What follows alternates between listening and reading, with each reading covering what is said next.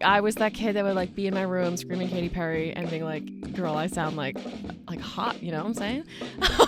Fun little tidbit. There was one time my teacher heard me singing for fun and she was like, oh, you sound great. Why don't you audition? And I wound up crying. So all that to say is you never know what can happen because overcoming fear is part of it. For Audio Technica and AT1 Radio, this is At Sometime Somewhere. I'm Jacob Derwin. Today I'm joined by Danni Carra. Hello. She's a producer and singer whose voice can be heard on popular tracks by SABAI, Slander, and Sublab. Danni, welcome to the AT1 studio. Thank you for having me. Did I say all those names right? SABAI, Slander, and Sublab? Yeah. I picked all the S's by accident. I didn't realize I did that. It just slides off the tongue. I know, really. So this podcast is all about the live performance experience, about performing with others, about community through art. I want to get into your early performance experiences because having met you a little bit, doing some research, you find all these songs that you've appeared on, all this music you've helped produce. Tell me about the early experiences, your first forays into music and performance. Yeah. I mean, so if we're going like all the way back, when I was a kid, I was actually very scared of singing. I loved it. Like I was that kid that would like be in my room screaming Katy Perry and being like, girl, I sound like hot, you know what I'm saying? But I was scared, but I always loved performing. So instead I would join the theater program at school and do like the dramas. Fun little tidbit. There was one time my teacher heard me singing for fun and she was like, oh, you sound great. Why don't you audition? And I wound up crying. So all that to say is you never know what can happen because overcoming fear is part of it. But yeah, I started off honestly just for fun singing in school. I eventually did choir and did fun little theater songs. But yeah, started off honestly just as like a school actor. Amazing. For the fun part. Well, that's so. First of all, I'm like, you had your high school musical experience. It sounds like a little bit. Yeah, Heard you. I went to like a technical school, so we would joke that it was like Victorious. Because it was like they had different majors. There was like vet, so I could like walk down the hall and there'd be snakes. And then in the other room, there's people practicing like on like a body for anatomy because there was like a healthcare thing. And then there was us in the media department and we were just making movies. So I was like, I'm Victoria Justice. Do you remember what those first like plays or musicals or choir experiences were? Do you remember what the music was at all? I mean, the music was like very classical theater, like very fun. I love to be like in the chorus and be in the background because you get to like blend voices. And if you make a mistake, you don't have to worry about it. And I think it was kind of a good lesson to understanding like that you can be on the front of the stage if you want. Like success doesn't mean always being in the spotlight. It could mean just contributing to a production. And I really, really enjoyed it because like even without the background voices, the leads wouldn't sound as good. So it was like all of a balance of like, oh, if the background weren't there, you know, it would feel empty. So finding like the joys and being on the different little parts of the production. So you've always been kind of like a team player. I've you know, everyone's had their dream of like being the main character, and I think there are perfect parts for that. And that's also like a lesson I have in songwriting is like knowing when to serve the song. For example, like if I write something and I'm like, well, this probably would sound better with a male voice, I'm going to be mature and be like, you know, I'm not going to own this song. I'm going to pitch it out. And if it sounds good with someone else, like that's what the song needs. So it's like being a main character when you need to be. The main character energy it's subjective. It doesn't have to be constant. Exactly. It has its moments. Exactly. So you said that you cried during these first experiences. Literally, I cried. At school, so probably not an immediate love of the thing. And I know from following you online that you have an affinity for K-pop. Yeah. So did that play a role in you re-entering music from a more confident angle? It did. So like for anyone who knows K-pop, the fans are really insane, and that could be positive or negative. And I will shout myself out that I was somewhere in the middle sometimes as like 12 to 15-year-old me. But the thing with K-pop is there's so many moving parts. So like everyone is a different kind of main character. And I really enjoyed how like each person in a group stood out. And so I started making K-pop covers in high school because it helped me like edit. It helped me practice singing to myself and like enunciating in ways I would never do before because all of K-pop is so performative. It's like very like multi-genre in one song. So anyway, I would just like have fun with that, and I started meeting people online and in the YouTube community and SoundCloud community, and I would start making acapellas. I'm like, wait, wouldn't that be cool if it was my voice on these tracks to pretend I'm in this K-pop group? And so then people would like make EDM covers of these K-pop songs. And I was like, oh my God, this sounds so cool. Like, that's my voice. And, you know, you get feedback online and, you know, you get your haters. 14-year-old me would be like, how dare they say I sounded You said flat? you were 14? I was like 14. So you were getting remixed and put into covers at 14? Yeah, and it was just like a little YouTube community. Like, it was just for fun, purely. Is this stuff still out there, or is it all I mean, all on my channel is completely hidden. But, okay. but would imagine, it's out there somewhere. Yeah. Someone has it. And that inspired me to like make EDM because I did the same route. I'm like, I'll make an a cappella cover of this song because I know these producers will make dance covers for K-pop. Yeah. So I'll make dance covers for dance songs. And then it slowly led me to connect with producers who were actually making their own music. And it's like, hey, why don't you try writing on something? I'm like, wait, I could do that too? Question mark. Yeah. So then that kind of helped my confidence of like being able to perform to myself versus like having to perform to someone in a studio or with a crowd. Sure. Like going back to like when I was a kid, that's why I loved being on a stage, not as me and not singing, because you're not you. You know, no one has to judge you. They're judging your performance. The chorus, the choir, the exactly. overall thing. Exactly. Yeah. Piece of the puzzle. So did you find? I mean, like you said, K-pop fans. They're all over the spectrum of passion and enthusiasm. Sure. Yeah. But they're also all over the world. So yeah. did you find yourself coordinating and working with like Korean producers? Well, not yet. Not until this year. Okay. Yeah, I went to Korea for the first time. Tell me about it. And it was actually my first time out of the country. Wow. So I was traveling alone, the whole thing. I'm like, oh my God, this is kind of crazy. Yeah. But it was an absolute blast. I honestly miss it every day. But I like also when I was a kid, I was like, how do I get involved with this? Yeah. Like, I'm never going to be a K-pop idol. Like, no way. Yeah, I'm not saying never, but the odds are low. Odds are kind of low. There's a couple things in the way there. Yeah, just little. But I was like, yeah, how can I make this, like, how do I be in touch with my childhood self? So anyway, just like through having more experience working with producers and working with my manager, he has connections in the K-pop space. So yeah, I flew out to Korea. I had sessions every day, and it was absolutely fantastic. Yeah. A lot of it's like pitch based, so we'll get like a brief for an artist. So-and-so is looking for this kind of genre with this BPM, this reference artist. Make something like it. Yeah. And then you just test the waters, writing with other writers, with other producers. It is also kind of like a game of chemistry at the same time. Like, you could be so talented separately, but do you work well together? And that in of itself is performing, you know? Yeah, true. It was fantastic. Like, cannot complain. What was it like being in the room with those collaborators? I mean, there was a lot of stress on my end because I'm a naturally like shy and overthinker. And I'm like, what if my idea sucks or what, you know, everyone has those moments, of course, you know? Of course. But part of doing it is understanding that like you're there for a reason at any level. If someone in the room is quote unquote better than you, they're there to help you improve. Like, everyone's there to support each other. And that's like some of my own lesson of like, it's not a competition ever. It's how do you work together?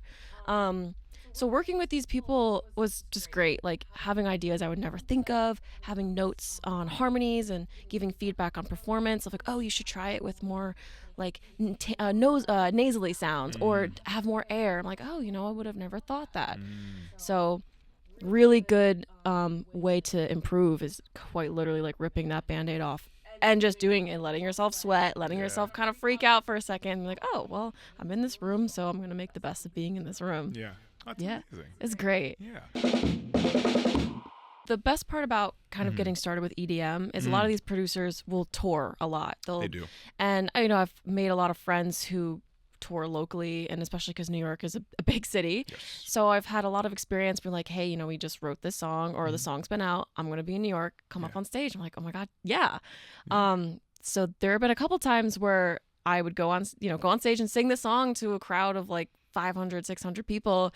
And I used to be so scared. Like, I was like, well, the funny thing about me is every time I write a song, I don't remember what I wrote. And that might be a common experience for other writers. I'm like, yeah, it's on the paper, so I don't need it. Gone. It's gone. It's not mine. Literally, like totally. So every time I'm on stage, I like pretty much mentally rehearse and I read the lyrics. I'm like, I wrote that? Yeah. But the best part, like, it might be cliche, but like hearing people sing your words back to you is it's an unmatched experience. It's weird. It is so weird. Yeah. And it's kind of like separating me. Like if I were watching me, I'd be like, oh my God, like I'm so proud, you know? But to hear people like kind of looking at you and like having an experience with something you wrote from your own experience, like it's unmatched. So I've done a bunch of those, like hanging out with my DJ friends. And I had a solo show in New York once, where I opened for another act after me. Yeah. And it was the first time ever, and friends and family showed up, some fans too. I was like, what, girl? Do you remember the venue? Yeah, it was Mercury Lounge. Okay. Yeah. Yeah. A lot of folks get their starts at Mercury. It's like small and good. That's all you need. Like intimate space helps. Also, I think there's a huge difference between performing for an intimate crowd versus a large one. 100%. And I personally, being kind of more shy, I prefer large because you can't see anyone. And if you do, you kind of like just pretend that you're not nervous. Yeah. And over time, honestly, I haven't been as nervous, and I'm like so proud about that. But it kind of like makes you a little more anonymous to a larger crowd versus a small one. But I think a small one like has its own really good lessons because you have to keep the energy up. Yeah. And you got to talk to people. So that's a skill that I can't wait to keep improving on because writing in a room is different than being on stage. Well, the question that prompts in me is, EDM in particular, that being kind of your genre of choice. Obviously, I don't want to generalize its large genre with its a million subsects, I'm sure. But when I think of it, I don't think of small, intimate performances. No. What is it like to do that kind of thing for a small room? How does that translate? Can it translate? It can, but your audience has to react with you. Yeah. So like if you're trying to jump on stage, like I've played my EDM songs out loud to, a small crowd. And if they're not into it, it's almost awkward. But you do what you got to do. As long as you're having fun, someone will have fun with you. And but big crowds definitely, I mean, it's just adrenaline. Helpful with the energy. Helpful with the energy. Yeah. And it's kind of addicting because it's like the lights and everyone is like having a good time for the most part. So all you do is feed off each other's energy. Yeah. What was the venue for one of those bigger shows? The 500 or 600 people? Like Bowery or something? Not Bowery. Is it Webster? Yes. Really? Yes, thank you. Oh my God. Webster was one Yeah. So fun. Tell me, did you? I mean, you're from you grew up in the area. Yeah. In Jersey, did you grow up going to Webster Hall? Yeah. So. And then you got to play there. Yeah. So tell me about the that. First time when I went on stage, I was like, oh my God, like I've been here in the crowd to see some of my favorite artists, like Chelsea Cutler or any other like EDM-esque shows. And it's kind of surreal. It's like, to be on the same stage and share that experience with someone else.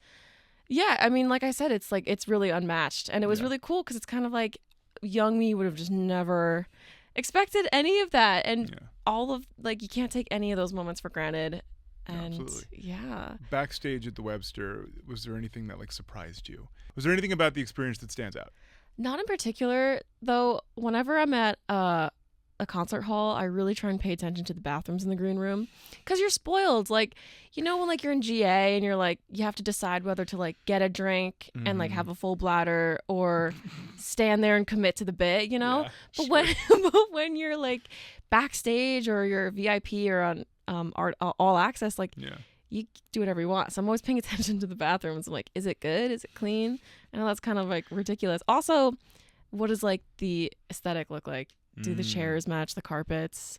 How are the snacks? Also, one time a group of people were like, oh my God, you're about to sing, right? I'm like, yeah. They're like, you need throat coat immediately. I was like, oh my God, thank you. And they're like, we got to get you tea. Everybody get the singer tea. I'm like, oh, okay. So I was like holding tea. I'm like, wow, this is so nice. Yeah, like ninjong in one hand, you got throat coat I in have the like other. a truly in one hand, throat coat in the other. Actor's secret spray. Yeah, I'm like, this is the life, apparently. A couple honey drops for good measure. Fabulous. But I do love that they have that backstage. Yeah. It's it's cozy. When a venue takes care of the artist. It's cozy, yeah. But I'd love to hear about maybe you went to a show, you saw a concert, even a music video. where you were like, I'm gonna take that. That's gonna stick with me? Yeah. Well, one of my favorite artists of all time is Chelsea Cutler. Yep. She's an amazing lyricist. Her melodies are great and her voice is just so unique. So she's inspired me a lot. And one of the reasons I was like, oh, EDM pop adjacent works. Because I write my own demos, not just for pitch, but for myself too, and starting to develop like that artist project. But in the K-pop space, you know, like my celebrity crush, his name's G-Dragon. He's from a band called Big Bang. And he's been around since I was 9. Well, Wow. before that, but when I was 9 was like when he started. And I, on Tumblr, you find things and you're like, what's that? So found him, and that's kind of what got me into K-pop in the first place. G-Dragon. G-Dragon, yes. I don't know him. He's like a hip-hop, pop, dance, but very like angsty rap sound. And he's like Anderson .Paak now, since he's older, like kind of that sort of style. They work together a lot. But oh, really? Yeah. Oh, fabulous. But that's kind of inspired me of just, you know, having your celebrity people that you love, and you're like, oh, if they could do it, why don't I try doing that too? Yeah. Seeing where it takes you. So how does that translate to the kind of music you make? Is it something about the production style? Is it something about the way he moves on a stage? Yeah, I mean, he has a lot of charisma. Like, he specifically is probably not who I would be as an artist. But I admire. It's the kind of like, I don't give a crap. Like, I'm just gonna do what I want, and everyone's gonna judge me, and who cares? Kind of a laissez-faire kind of thing. Yeah, and like going back to Chelsea Cutler is one of my main inspirations. Her style was always like DIY. Yeah. You know, she's a producer. She writes herself, and so on stage she would have like a sample pad and trigger stuff. And I love vocal chops. Like, that's my favorite thing ever. I just think it's so cool if you can turn your voice into an instrument, because instruments exist, but it won't ever be identical to your own instrument. Sure. So I was always a fan of like, how can I make my voice sound like the weirdest, most magical thing in the room? So I really enjoyed that with Chelsea Cutler's shows, because she would sample and it would just, you know, it would just be everywhere. I'm like, I don't know. It just sounds so cool. Fabulous. So those kind of things have inspired me in terms of like energy and just trying to not overthink what you're doing and overthinking your ideas. Yeah.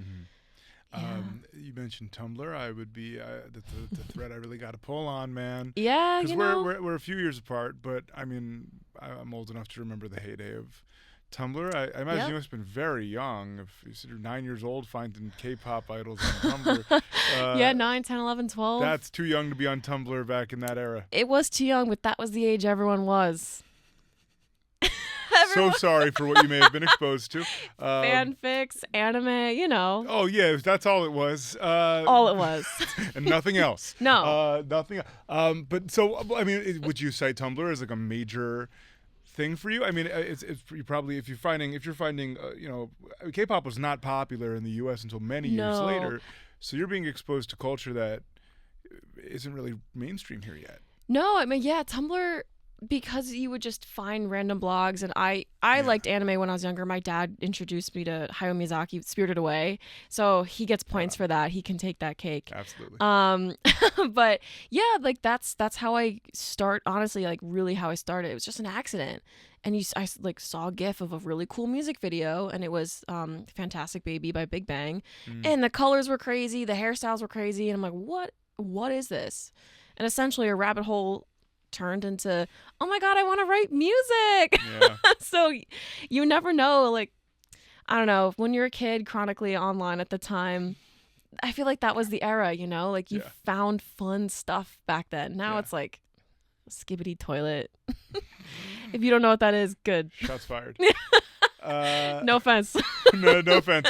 Some offense. No, I feel I mean, it's you know, I feel like the internet now, right? It's kind of like we're all on the same 4 sites and 3 apps or whatever. Yeah. And Tumblr, for what it was an access point to a million different little gems and corners that people found themselves. It's early fandom, you know? Early fandom, and also, for good or for better for worse, but romanticizing everything. So there were so many great quotes that, like, me as like a 10-year-old was like, wow, I'm so sad. I'm so deep. This is so deep. I'm so heartbroken over my first love I've never had. And it sounds I'm 10. I'm 10. It sounds corny, but like those those little quotes with the moods and the colors, like it can inspire like a song or a poem. Yeah. And my dad also, he wrote poems and lyrics just for fun. So in the past I've taken his stuff and tried to like turn it into a full song, which I'll need to go back and keep doing. But you see, it's those kind of things. It's like, well, if someone can write it and feel it, why don't I steal that idea and try it myself? You know, internet is, you could do anything on the internet.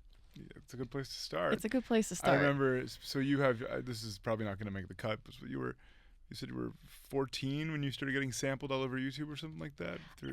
I started making covers around 14, Okay. 15, and I probably didn't like intensely be like, oh, I should keep posting on the internet till I was like 14, 15, 16. Yeah, sure. Yeah. I'm just remembering there was a vlogger I followed when I was younger, and he was like asking for like music submissions, and so I wrote some. I recorded it on like a USB mic and a webcam, like one of the first like 3 songs I ever wrote in my life, and I sent it to him, and he put it in the vlog, and it ended up getting like 10,000 views, and like a bunch of people. That's like a lot. When you're like 15 in early YouTube, yeah, that was a big deal. It is a lot. And like once in a while, every couple of years, I get some guy commenting. I was thinking of this the other day, like 10 years later, 15 years later. I'm like, what the heck, how did you find this? How do you remember this? I know. But I'm sure you have that too. There's probably things that you go back to that are like, it's you and one other guy in Taiwan who find it every once in a while. So true. It's so funny you mentioned. I was just talking with my friends, like sharing like our cringe days on YouTube. And I was like, guys, I have to show you something. I used to make like anime music videos where you like FMVs. Yes, yeah. But I would do it with a game I was playing called Wizard 101, and it was very like. Oh my god! I loved that game. Whoa! I know. Did I just? Wizard 101. It was me and my siblings would stay up all night. I played Wizard 101. I remember that. It was the best. Dear Lord. But I would make I made like the Harry Potter trailer, Sorcerer's Stone, but I made it Wizard 101. It went like viral, like 60,000 views, people commenting, oh my god, you gotta make the movie, you gotta. And I was like, I'm gonna hold auditions. So like I was like, come to this realm I was like probably 12, come to this realm at this time, and people would show up. And it's so funny you mentioned the like some random person, someone from, I made it was 13 years ago I posted that video, someone from 3 years ago was like, I still think about this. I'm like, are you okay? What do you mean you still think about this? I haven't interacted on that channel since I was 12, 13. Like, yeah, I remember this. You never know. Yeah, it's also a good point. I've heard this with podcasting, I've heard this with music, I've heard this with YouTube, with content creation. The idea of success. Yeah. Ooh, God, success, very cosmic, very big. Right. The truth is, like, if you can get 60,000 views on a video that is matching up Harry Potter and Wizard 101, you've probably cornered the market. Like you've found all of them. They're all watching, you know what I mean? It's a very important, I think it's an important detail to remember, especially as an artist, that like trying to aim for the 4 quarters thing, trying to aim for the instant radio play thing is never the move. You need to do what feels right to you for the communities and the places that you're trying to be a part of. Exactly. You know? I've done music for different video games before. I've done music for Rocket League and Tencent Games, and Garena Free Fire did a collab with Assassin's Creed, and so I did the theme music for that lobby. It was like a couple years ago at this point. Yeah. And I'm a video game person. I love Call of Duty. I love all that stuff. And so I was like, oh my God, I grew up with Assassin's Creed, and people love MOBA games. So it was like maybe 3 or 4 years ago, and I still get comments because I was like, hey, I wrote this. Like, I'm so glad you guys love it. They're like, and to this day, people are like saying, oh, this is the best lobby song. I still play it. And like, what, are you, make another one? And like, kind of what you're saying, like, you never know when, like, what is success? Instant gratification is one thing. Labels kind of love that. But if you're writing something or making something you like, I don't know, the longevity there is more worth it, and building a community. What was the song for Rocket League? It was Mirror with SABAI. Oh, that one was with. Oh, okay. Yeah, Fantastic. we pitched that one to Rocket League. It wasn't like for them, but they took it for their lobby.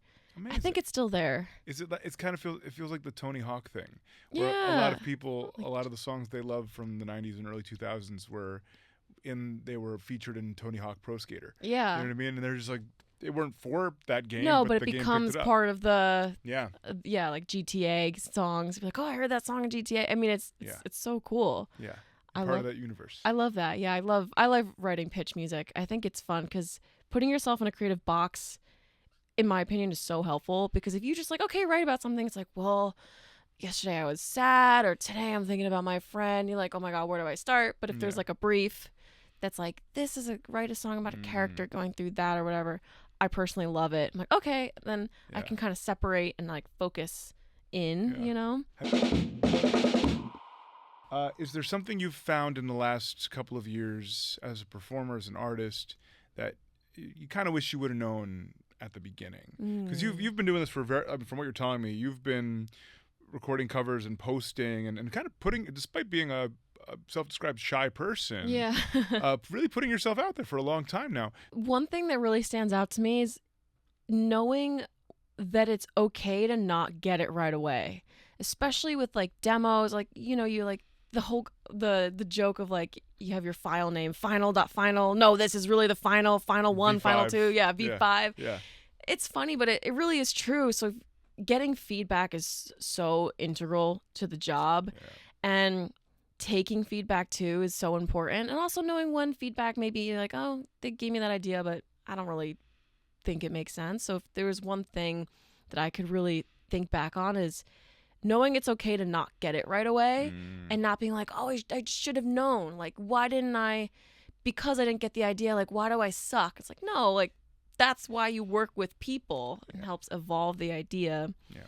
And in terms of stage performances, like, cliche, but knowing that it's okay to kind of feel weird, like you're being looked at by maybe thousands of people.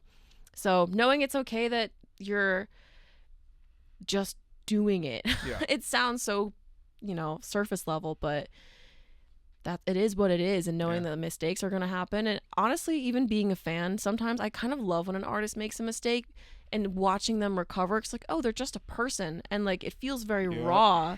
A lot of shows, if it's too like mechanical and it's too perfect, I'm like, well, it doesn't really feel like they're here for me. That's huge. Honestly, making a mistake kind of, and if you talk about it and joke with the crowd feels special. They're like, oh my God, I'm there with you. Remember when so-and-so like screamed that note? And you're like, oh, and they joked about it. Like, that's a memory that fan will have. Versus like if everything was pitch perfect forever and ever, it's just going to be another show. 100%. I think about, there's a band called Public Service Broadcasting out of the UK. Love these guys. And I can't really even describe it, but they're very out there kind of music. They, instead of vocals, they use like film reels and old TV clips, and it's like history lessons almost interwoven into really cool instrumental tracks. And there's a world in which their live performance is a guy playing guitar over a bunch of pre-recorded tracks, and that's it. You know what I mean? And instead, when I've seen them live, there's a 4-person band. Everyone is multitasking. People are playing multiple instruments at once while they've got all the individual tracks lined up on like an Ableton kind of situation. There's a lot going on. And they talk about in interviews with like, there needs to be risk. Something has to be able to go wrong. Otherwise, what's the point of a live performance, right? If it's all guaranteed to go right, if all I have to do is click a button, and then what are people paying for? There's got to be a bit of a high wire act. It's true. And those moments where something isn't completely perfect, that's what makes it interesting. If it's all 100%. Perfectly pristine all the time, then you can just go home and listen to that song on Spotify. That's right. But I want to see them try. I want to see myself try. You're not there to make it easy on yourself. You want there to be effort, man. It's true. How else are you going to learn? All right, so Danni, according to your Instagram bio, you are probably writing, chopping up my voice, and drinking boba. Yes. And so this lightning round is about your favorite drink, boba. Oh, yes. Are you ready? Yeah. All right, here we go. Number 1, are boba and bubble tea the same thing? There is a discourse about that. I would say yes. I would say boba is an abbreviation for bubble tea. Like you're going to go get boba, which implies that there's tapioca or some sort of something in your fruity little drink. All right. Okay. Fruity little drink. Number 2, favorite flavor? Mango. Mango. Coconut mango. There's a company called Hey Tea. I will die. I will swim in a pool of Hey Tea mango, coconut mango. Okay. Copy that. Yep. Number 3, tapioca pearls or popping pearls? Tapioca. Okay. Tapioca pearls or grass jelly? Tapioca. Tapioca pearls or aloe jellies? Depends. But mostly tapioca. Okay. Tapioca pearls or pudding? Tapioca. I'm in the same boat. Okay, number 4, most underrated boba topping. So let's say you're not doing tapioca. Sesame. Sesame. Like black sesame or red bean. Love a red bean. Love red bean. Number 5, optimal amount of sweetness. So you go to most shops, you get it's like intervals of like 10. It's like 0, 25, 50, 75, 100. I love this. 30%. It's already sweet. Like if you're already getting a fruit flavor, you're gonna get that sweetness. Like the syrups have sugar in it. Yeah. I don't need more sugar. Yeah. 30%. I'm with you. As I've gotten older, that number's going way down. I agree. Every year the percent drops. Every birthday I'm like, okay, 5% less sugar. No, absolutely, 100%. Number 6, optimal amount of ice. I always get regular. Regular Because then ice? if it melts, like there's more Second drink to have. Exactly. It's a second drink. You know. And if it's hot in the summer, you want more drink. Yeah, it's true. It's true. Number 7, top 3 boba shops in New York City. Okay, yeah. Hey T, already said it. I love Coco for their mango as well, and love a good what's it called? Gongcha. Gongcha. I like their milk teas a lot. Taro milk tea. I mean, have you ever been to Flushing, Queens? Of course. It's everywhere you turn. Yeah. Bubble tea. Yeah. There's one called Molly tea that I see a lot of people drinking, and it's on my list mentally because I'm married to Hey Tea, unfortunately. Have you ever had it? No, but I'm seeing them open up all over. There's like all 2 near over. the studio now that were not there a few months ago. So good. Highly recommend. Yeah? Yeah. What's your favorite flavor? I love a taro. I love a taro that's legit. There's a place in Midtown. I think it's called iMilk or something. iMilky? I should have said that. Yeah. I love iMilky. iMilky they do the legit taro where it's not like the artificial, the fake one. It's like the real ground up. I think it's delicious. They're so good. Super yummy. So I'm definitely, that's probably the one that comes to mind, but yes. I got nothing wrong with it's a sweet treat. The other guys. You can't really go wrong. I mean, you can. You can, but it's still not going to be bad. Like, if bad pizza is still pizza. Exactly. Yeah. If you're a bubble tea connoisseur, like me, no. Then you could say, I wish I saved my taste buds for something else, but it's still a sweet treat. Yeah. Number 8, last one. In the summer of 2022, did you try the Kirby's Fruity Flurry from Kung Fu Tea as part of their partnership with Nintendo? It's funny. It was sold out. But you went for it. I tried. Okay. I did try. I saw the cups and we don't have. I'm like, what? I'm like, do you know who I am? No, I'm kidding. No, I'm kidding. Danni, this has been an absolute blast. Thank you for joining us for At Some Time Somewhere. Please tell folks where they can find you online if you wish to be found. Yes. If you want to find me, I'm on Instagram at Danni Carra with 2 N's and 2 R's. Spotify at Danni Carra. I'm really not on Twitter, but same handle. And same on TikTok, Danni Carra. And you can find us on Instagram at AT1Radio. That's AT_ONE_radio. And of course, you can learn more about Audio-Technica and its many excellent microphones and more on our website, audio-technica.com. Thank you for joining us today. AT1